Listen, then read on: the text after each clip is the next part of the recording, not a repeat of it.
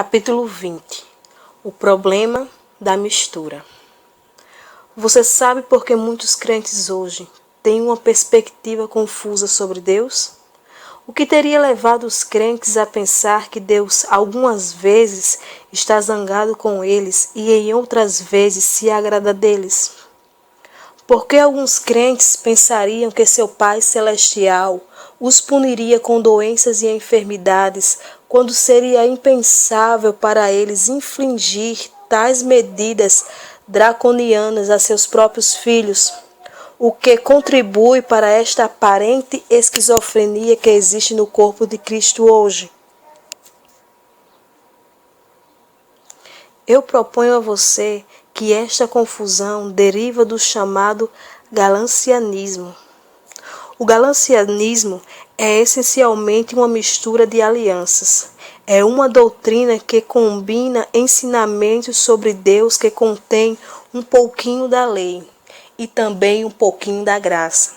A igreja na Galácia estava lutando contra isso e, considerando o tom severo do apóstolo Paulo ao escrever aos Gálatas, é óbvio que ele pontuou essa questão muito seriamente. Você nunca vai encontrar Paulo dizendo aos crentes na igreja de Corinto: ó coríntios tolos, embora saibamos que a igreja em Corinto estava uma bagunça. O povo estava envolvido em todo tipo de pecados aparentes. Eles estavam envolvidos em rixas, invejas e ciúmes, e alguns deles estavam indo para o templo das prostitutas. Havia crentes processando uns aos outros na justiça. As pessoas também estavam usando inapropriadamente os dons do Espírito. Em suma, havia todo tipo de atividades imorais acontecendo na igreja de Corinto. Havia um caos total. Nem assim Paulo os chamou de coríntios tolos, ou, em nosso moderno vernáculo, coríntios estúpidos. Pesquise em sua Bíblia, você não vai encontrar nenhuma ocorrência. Ao contrário, Paulo aceitou os coríntios e disse-lhe: fiel é Deus, pelo qual foste chamado para a comunhão de seu Filho Jesus Cristo, nosso Senhor. Ele falou a eles positivamente, assegurando-os de que não lhe faltasse nenhum dom, e que fossem confirmados até o fim, e que fossem irrepreensíveis para o dia do nosso Senhor Jesus Cristo. Isso não é maravilhoso? Uma doutrina errada é pior que um comportamento errado. Agora observe o absoluto contraste entre o tratamento de Paulo para a igreja de Corinto e para a igreja da Galácia. Para a igreja da Galácia ele disse: ó tolos Gálatas, quem vos enfeitiçou? E acrescentando diz novamente: sois assim insensatos? Paulo estava zangado. Ele ficou transtornado pelo que estava acontecendo na Galácia e deixou claro que não estava nada feliz com os Gálatas. Muitas pessoas esperariam que Paulo ficasse mais indignado com os crentes em Corinto, mas ele não ficou. Sua intensa reação para com a igreja na Galácia revela o que é prioritário para Deus. Fica claro que, aos olhos de Deus, crer numa doutrina errada é pior do que ter um comportamento errado. Para o caso de você não ter entendido da primeira vez, vou dizer novamente: para Deus, uma doutrina errada é muito pior do que um comportamento errado.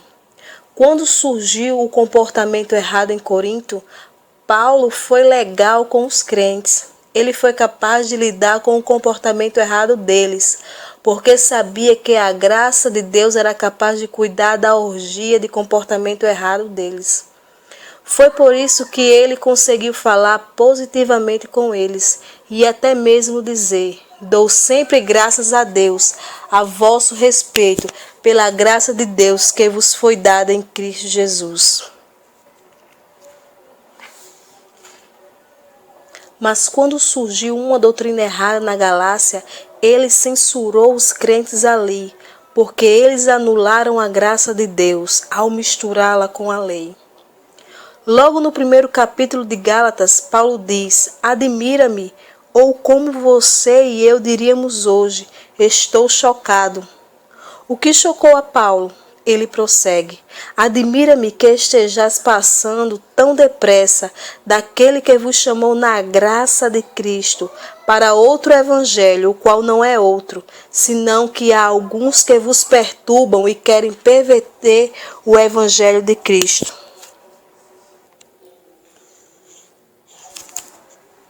Paulo estava zangado, porque os gálatas estavam se distanciando da graça de Cristo para um evangelho diferente, e porque havia algumas pessoas que queriam perverter o evangelho de Cristo. Paulo tinha pregado o evangelho da graça aos gálatas, mas ele descobriu que havia judaizantes que introduziram elementos da lei entre eles, misturando a graça de Deus com a lei. Não subestime este problema. Foi um problema sério e deixou Paulo muito zangado. Mas Paulo era cheio do Espírito Santo e sua ira era inspirada no Espírito. Portanto, ela nos beneficia para nos ajudar e realmente entender por que a mistura da lei com a graça o irritou tanto. A graça é a solução para o comportamento errado.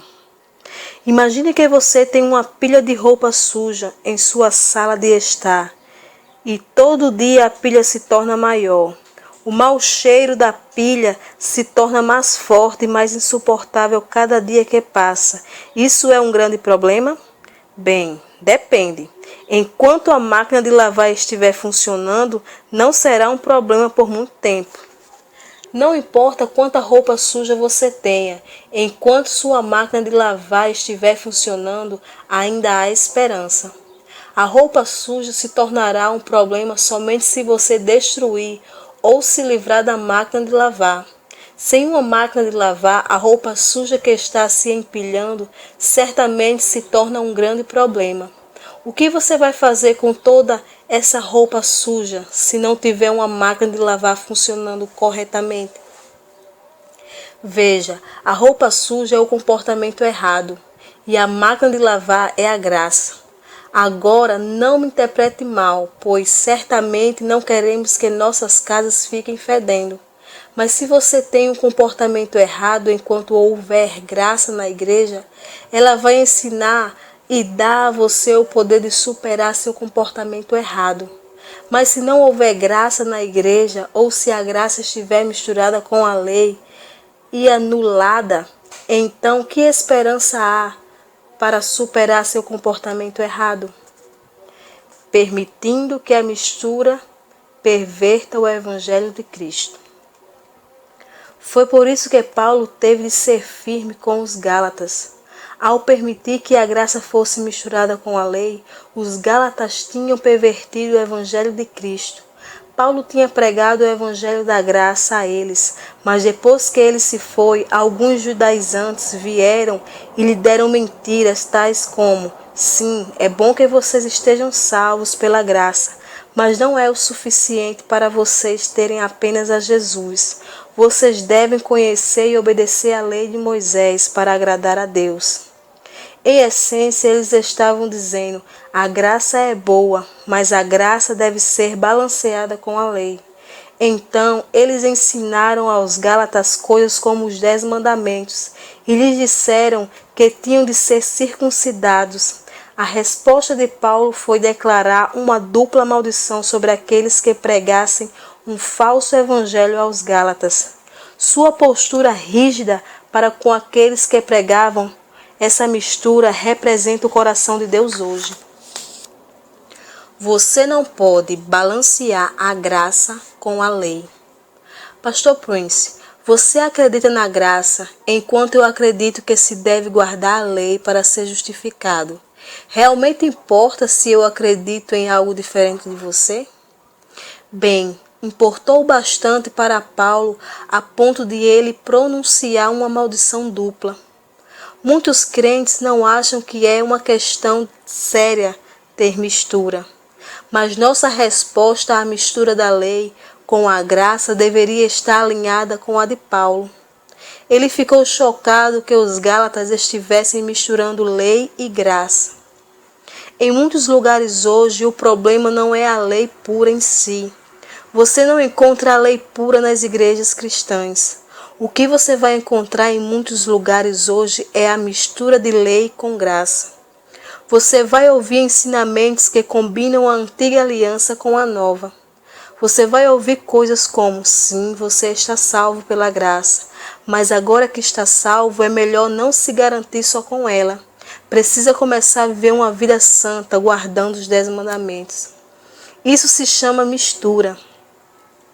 Você tem um pouquinho de graça e um pouquinho de lei. Muitos crentes pensam que isso, balancear lei e graça, é certo e tudo bem. No entanto, o Senhor me mostrou que o que o homem chama de balanceamento, Deus chama de mistura. Meu amigo, você não pode balancear lei e graça. Ou sua justificação é inteiramente uma obra da graça de Deus, ou é por suas próprias obras. Sua graça será anulada quando você adicionar, ainda que só uma pequena mistura dos esforços humanos para ser justificado. Isso é sério. Deus odeia a mistura. Enquanto a maioria das pessoas não tem problema algum em concordar que foram salvas pela graça, elas, porém, ainda se sujeitam à lei. Estão dependentes das obras da lei, ou sua obediência à lei para ganhar, obter ou merecer as bênçãos de Deus. Quando fazem algo bem feito, segundo sua avaliação, esperam ser abençoadas, mas quando ficam aquém ou falham, elas amontoam sobre si culpa e condenação e esperam ser punidas. Graça é o favor imerecido, inalcançável e inadquirível de Deus. No momento em que você tenta merecer o favor gratuito de Deus, sua graça é anulada. Na nova aliança, Deus não quer que sejamos abençoados quando obedecemos à lei e amaldiçoados quando falhamos. Esse sistema não soa um tanto espantosamente parecido com a antiga aliança? Graça é o favor imerecido, inalcançável e inadquirível de Deus. No momento em que você tenta merecer o favor gratuito de Deus, sua graça é anulada. Na nova aliança, Deus quer que sejamos abençoados por causa de seu Filho e do que ele fez na cruz. Não tem nada a ver com o nosso desempenho ou capacidade de guardar a lei. Aqueles que ficam tentando se justificar por sua própria observância da lei, ainda têm a mentalidade da antiga aliança, mesmo que professem que estão na nova aliança. Eles retornaram ao velho sistema que estava baseado em obras e obediência, em vez de crer no novo sistema que está baseado na fé e na crença. Quando há uma mistura entre a antiga e a nova aliança, entre a aliança da lei e a aliança da graça, você perde os dois e os benefícios das duas alianças são anulados. Como sabemos disso? Qual a base bíblica disso? Vamos dar uma olhada no que Jesus disse. E ninguém põe vinho novo em odres velhos. Do contrário, o vinho novo rompe os odres. O vinho é derramado e os odres são destruídos. Mas o vinho novo deve ser colocado em odres novos. Marcos 2:22. Quando compartilhou sobre o vinho novo e os odres velhos, Jesus estava se referindo a quê? Ele estava se referindo à mistura das duas alianças. O vinho novo representa a nova aliança da graça, enquanto o odre velho representa a antiga aliança da lei. Você já viu um odre velho alguma vez? Eles são frágeis, pesados e inflexíveis. Essa é a lei. Ela é inflexível. E quando você despeja o vinho novo da graça dentro do odre velho da lei, você perde os dois, porque o odre vai se romper, o vinho vai se derramar. As virtudes de ambas, tanto da antiga quanto da nova aliança, serão eliminadas e perdidas. Não consigo entender porque muitos crentes ainda estão tentando balancear lei e graça. Se você estiver a favor da lei, seja a favor da lei completamente. Se for a favor da graça, então seja a favor da graça completamente. É impossível balancear a ambas. Foi por isso que Jesus também disse: conheço as tuas obras, que nem és frio nem quente. Quem dera fosses frio ou quente. Assim, porque és morno, e nem és quente nem frio, estou a ponto de vomitar-te da minha boca. Apocalipse 3, 15 ao 16. Ao longo de anos, tenho ouvido pregadores ensinando que em Apocalipse 3, 15 ao 16, Jesus estava se referindo às pessoas que não são crentes, brasas vivas de Jesus. Você já ouviu essa expressão antes? E o que crente brasa viva de Jesus significa? Tradicionalmente, fomos ensinados que isso significa que você está lendo 10 capítulos da Bíblia por dia, testemunhando para seus colegas e frequentando cada reunião de oração que você encontrar. Ser frio significa apenas o oposto, quando você para de fazer essas coisas inteiramente. O versículo tem sido pregado sempre como se tratasse das nossas ações e comportamentos. Mas Jesus disse que preferia que fôssemos frios ou quentes e não mornos. Isso não faria sentido se ele estivesse se referindo a ações e comportamentos, porque se mornos por Jesus, ainda seria melhor do que ser completamente frio, certo? Então, por que ele quis que a igreja de Laodiceia fosse fria, já que eles não eram quentes? Ora vamos, eu sempre digo à minha congregação, quando vierem aos cultos, não se esqueçam de trazer seus cérebros com vocês. Não se apegue a tudo que você ouve. Você precisa provar a mensagem e assegurar-se de que ela é consistente com o Evangelho de Jesus. Evangelho simplesmente significa boa nova. Então, se o que você está ouvindo não é uma boa nova, mas em lugar disso coloca medo, dúvida, julgamento e condenação em seu coração, jogue isso fora, meu amigo, porque isso não é o Evangelho de Jesus. Seja quente ou frio, não morno. Agora você gostaria de conhecer o que Apocalipse 3, 15 ao 16 realmente significa? Os dois versículos só fazem sentido quando são interpretados à luz da mistura das alianças da lei e da graça na igreja de Laodiceia. O Senhor estava dizendo que ele queria a igreja fria, inteiramente sob a lei, ou quente, inteiramente sob a graça. Veja se você estivesse ao menos completamente sob a lei. Isso levaria a se desesperar e correr para os braços seguros de Jesus. A lei revelaria a você sua iniquidade e incapacidade de manter a medida completa dela. E isso levaria a reconhecer sua necessidade da graça de Deus. Mas quando você tem uma mistura na qual acredita na graça, mas ainda fica na lei, você neutraliza o poder de convencimento da lei para trazê-lo ao fim de si mesmo e levá-lo a clamar pela graça do Salvador. É por isso que você não pode ser frio e quente ao mesmo tempo, ou estar a favor da lei e da graça ao mesmo tempo. No momento em que você empreende esforços para balancear a graça com a lei, você neutraliza ambas e cada aliança é roubada de seu efeito completo em sua vida. Você se torna morno por causa da mistura, e Deus odeia a mistura, porque ela lhe rouba o poder de reinar em vida por meio da abundância da sua graça. Você não pode colocar vinho novo em odres velhos. Você perde os dois. Tentar balancear graça e lei rouba de você o poder de reinar em vida por meio da abundância da graça de Deus. Isso é exatamente o que Paulo estava dizendo aos Gálatas quando lhes explicou o propósito da lei. Assim, a lei foi o nosso tutor até Cristo, para que fôssemos justificados pela fé.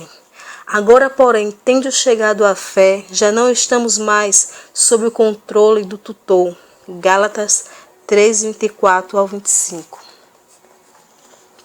A lei era nosso tutor, ou de acordo com a versão em inglês King James, era nosso bedel, para nos conduzir ao fim de nossos esforços e a Cristo.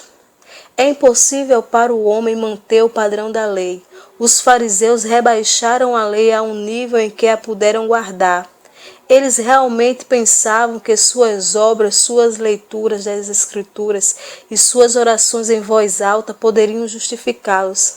Mas quando Jesus entrou em cena, suas palavras mais duras, ele os chamou de raça de víboras. Foram reservadas para esses verdadeiros legalistas. Jesus elevou a lei de volta ao seu padrão puro.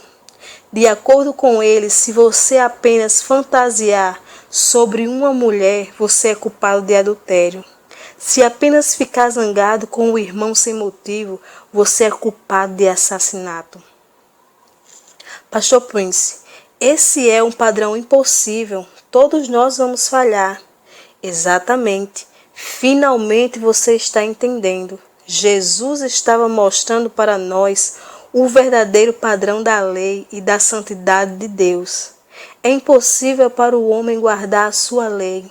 Se você não estiver a favor da graça, então se certifique de ser inteiramente frio, ou seja, de estar completamente debaixo da lei. Não misture lei e graça. Se você se colocar completamente sob a lei, descobrirá que ela será seu tutor para conduzi-la ao fim de si mesmo. Quando finalmente entender que não pode salvar a si mesmo, você se voltará para o Salvador e sua graça e preencherá seu coração. Repare, se você pensa que pode, suas mãos ficam atadas e Deus não pode. Mas quando você sabe que não pode, é quando Ele pode. Captou? Você pode salvar a si mesmo? Antes de uma salva-vidas tentar resgatar alguém que esteja se afogando, ele esperará até que a pessoa desista de seus esforços para se salvar. Se a pessoa ainda está lutando com suas mãos e pernas, se debatendo e chutando para todo lado, um salva-vidas bem treinado não vai chegar perto dessa pessoa ainda. Porque ele sabe que se pular na água, os dois afundarão. Então, embora o salva-vidas queira salvar a pessoa se afogando, ele não pode fazer isso até que ela fique exaurida de sua força e desista de tentar de se salvar. Então, ele imediatamente agarra e prende a pessoa junto a si e a conduz em segurança. Do mesmo modo, quando você acha que ainda pode se salvar, a graça de Deus não flui. Se você misturar a lei e a graça, ambas vão afundar e você perderá ambas. Em outras palavras, a pessoa que está se afogando deve saber que está se afogando e que não pode se salvar por si mesma. Ora, isso não é uma grande revelação? Só quando a pessoa desiste de seus esforços, a graça pode vir e resgatá-la. Jesus não teve efeito sobre os fariseus, justamente porque eles pensavam que eram autossuficientes em sua observância da lei e não viam necessidade de um Salvador. Eles não tiveram a revelação de que estavam se afogando, caindo da graça. Paulo disse aos Gálatas: de Cristo vos desligastes, vós que procurais justificar-vos na lei, da graça decaístes. Essa é a verdadeira definição de cair da graça. Hoje, quando alguém peca, os ministros dizem que a pessoa caiu da graça. Mas Paulo nunca disse aos coríntios que eles tinham caído da graça. A despeito de todos os seus pecados, cair da graça, então é pender para a lei. Observe que a graça é o patamar mais alto. Se você está sob a lei, você caiu do patamar mais elevado, o da graça. Na Arca da Aliança, o propiciatório está posicionado acima dos 10 mandamentos. você cai da graça quando volta para os 10 mandamentos. A lei faz dos esforços humanos um tudo, ao passo que a graça dá toda a glória a Deus. Foi por isso que Paulo disse aos Gálatas que o Evangelho não é o Evangelho para agradar ao homem. Essencialmente, ele estava dizendo: se eu quisesse agradar ao homem, pregaria a lei. As pessoas legalistas reagem quando ouvem que não podem mais se vangloriar de seus próprios esforços em manter a lei. As únicas pessoas que apreciam a graça são aquelas que chegaram ao fim de si mesmas, ao fim de seus próprios esforços para se salvar. Elas tentaram repetidas vezes até que finalmente desistiram e admitiram que não eram capazes de satisfazer o padrão inflexível da lei. É quando estão prontas para receber o favor imerecido de Deus, sua graça salvadora. Todos nós somos contra o pecado, mas a graça é o poder para sair dele. Meu amigo, todos nós somos contra o pecado, mas a graça é o poder para sair dele.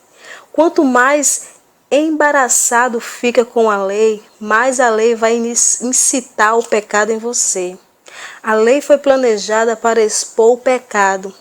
É triste que muitos pregadores se recusem a aceitar o evangelho da graça, até que eles mesmos são pecos em pecado. Só quando finalmente estão enlaçados pelo pecado, eles realmente percebem que somente a graça pode lhe dar o verdadeiro poder sobre o pecado. Foi isso que Paulo assegurou quando disse: porque o pecado não terá domínio sobre vós, pois não estás debaixo da lei, e sim da graça. A boa nova é que você pode embraçar a graça do nosso Senhor hoje e ter domínio sobre o pecado hoje. Minha jornada para entender a graça. A propósito, para o caso de você estar se perguntando, eu não fui apresentado ao Evangelho da Graça por causa de nenhum pecado moral. O Senhor revelou sua graça a mim por meio das minhas próprias lutas contra todos os ensinamentos errôneos que eu tinha recebido na juventude. Ouvi tantos legalistas pregando que eu realmente acreditava que tinha perdido a minha salvação. Acreditava que tinha cometido o pecado imperdoável da blasfêmia contra o Espírito Santo. Eu caminhava pelas ruas evangelizando as pessoas, pensando o tempo todo que tinha perdido a salvação. Fiz isso porque esperava que um dia aqueles a quem eu testemunhasse fossem para o céu e Deus lhe perguntaria: como você foi salvo? E eles diriam: por causa de alguém chamado Joseph Prince. Então Deus perceberia que eu estava no inferno e ele se lembraria de mim. Eu realmente acreditava nisso. Tentei com toda a minha vontade, com toda a minha força e vigor manter a lei. Eu confessava todos os meus pecados quase a cada minuto, até minha mente estar prestes a explodir. Mas somente quando cheguei ao fim de mim mesmo, enxerguei minha necessidade do meu lindo Salvador, Jesus Cristo. E foi então que ele abriu os meus olhos para a nova aliança da graça. Bem, essa foi minha jornada de descoberta do Evangelho da Graça. Por isso, meu amigo, eu sei o que significa estar debaixo da lei. Minha experiência pessoal evidenciou a impossibilidade de manter a lei, e isso me levou a Cristo, exatamente como Paulo disse que aconteceria. É tempo de sair da Babilônia. Amado, misturar lei e graça é perigoso. Isso levará à confusão, levará você a pensar que Deus algumas vezes se agrada de você, mas em outras está zangado com você. A confusão lhe faz acreditar que o mesmo Deus que cura hoje pode também puni-lo com uma doença no dia seguinte. A mistura conduz à confusão e Deus não é o autor da confusão. Mas louvado seja Deus, a revolução do Evangelho está libertando as pessoas ao redor do mundo. Eu vejo o corpo de Cristo saindo da Babilônia. A palavra Babilônia significa confusão pela mistura. E eu vejo a igreja saindo do cativeiro da mistura e da confusão. Aleluia! A igreja esteve na Babilônia por tempo demais, mas está saindo. Meu amigo, é tempo de você sair da mistura e da confusão. Escolha a aliança da graça ou a aliança da lei. Ou você desfruta as bênçãos de Deus por meio do seu favor imerecido, inalcançável e inadquirível, ou acredita em seus esforços próprios e em seu próprio comportamento para merecer, atingir e adquirir favores do Senhor. Você não consegue manter os dois. Eu oro para que você escolha o primeiro. Saia da Babilônia e desfrute a abundância da graça de Deus hoje.